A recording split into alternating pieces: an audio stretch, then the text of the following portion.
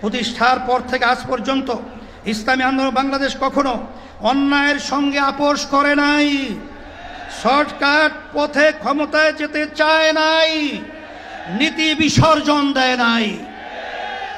সব কিছুর ঊর্ধ্বে আমরা ইসলাম, দেশ ও জনগণের স্বার্থকে প্রাধান্য দিয়েছি। আগামীতেও আমরা জনপ্রত্যাশাকে পূরণ করতে চাই। আজকে মঞ্চে যারা আছেন যদি আমরা মুনাফিকি না করি, মঞ্চে যারা আছে যদি মুনাফিকি না করি, মুখের এবং কাজের কথা যদি একসাথে থাকেন, মুখের সাথে কাজের যদি মিল থাকেন, আমি এই লক্ষ জনতার সামনে কসম করে বলতে পারি আগামীতে ক্ষমতায় যাবে ইসলাম, ক্ষমতায় যাবে ইসলাম, কোনো সন্দেহ নাই।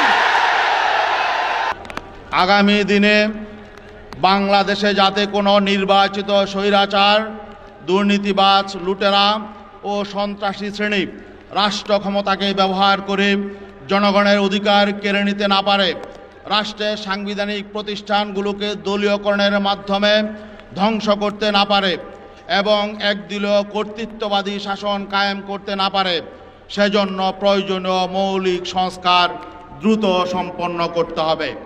আজকে জালেমদের বিচার করতে হবে এবং সংস্কার করে নির্বাচন করতে হবে। যদি সংস্কার আর বিচার না হয়, আগের মতো নির্বাচন হয়, এই নির্বাচন জনগণ গ্রহণ করবে না ইনশাআল্লাহ। এই জন্য সংস্কার চাই এবং নির্বাচনে কোনো পেশি শক্তি, কোনো কালো টাকার মালিক কেউ দেখাবে, ক্ষমতা দেখাবে, লুটপাট করবে, মারপিট করবে, ওখানে আপনার গুন্ডামি করবে, এই গুন্ডামি আগামী নির্বাচনে কি আমরা নির্বাচন কেন্দ্রে করতে দেব কি দেব না? বিজয় হবে হাত পাখা, হাত পাখা। ইতিপূর্বে 54 বছরে যেই পদ্ধতিতে নির্বাচন হয়েছে, আপনারা এই কয়েকদিন আগে হাবিবুল আউয়ালের, অভিশপ্ত হাবিবুল আউয়াল যে সিউসি বক্তব্য রেখেছে যে এই পদ্ধতিতে 1000 বছর নির্বাচন হলেও সুষ্ঠু নির্বাচন হবে না। সংস্কারের দ্বারাই কি উপকার, না করার দ্বারাই কি ক্ষতি, আমি বর্তমান বাংলাদেশের 5টি বিভাগ সম্পর্কে একটি উদাহরণ পেশ করছি। কিন্তু আপনার এই ভূমিকায় প্রশ্ন তৈরি হয়েছে, আগামী 8-10 মাস পরে যদি নির্বাচন হয় আপনি সোজা থাকবেন কিনা? আপনাকে এই 8 মাসে নিরপেক্ষতার প্রমাণ আপনাকে দিতে হবে, বাঁচতে হবে, এর কোনো বিকল্প নাই। দীর্ঘ সময় ধরে বাংলাদেশ যে মুজিববাদী সংবিধান দিয়ে পরিচালিত হয়েছে, সেই মুজিববাদী সংবিধান বাংলাদেশে আর চলতে পারে না।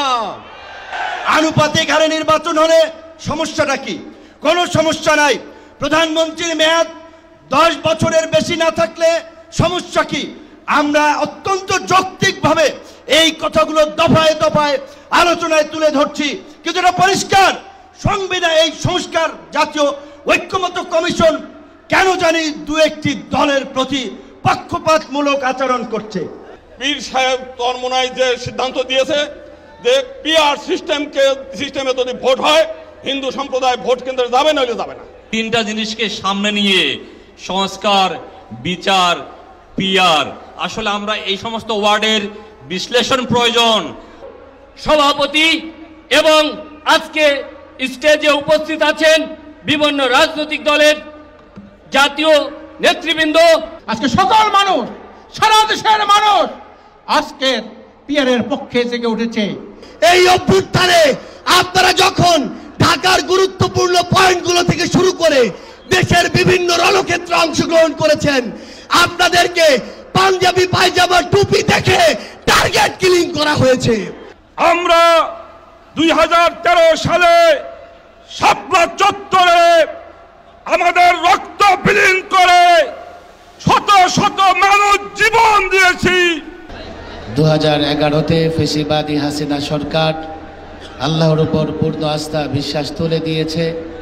আমরা দাবি করেছি, সংস্কার কমিশনের সঙ্গে বৈঠকে দাবি করেছি।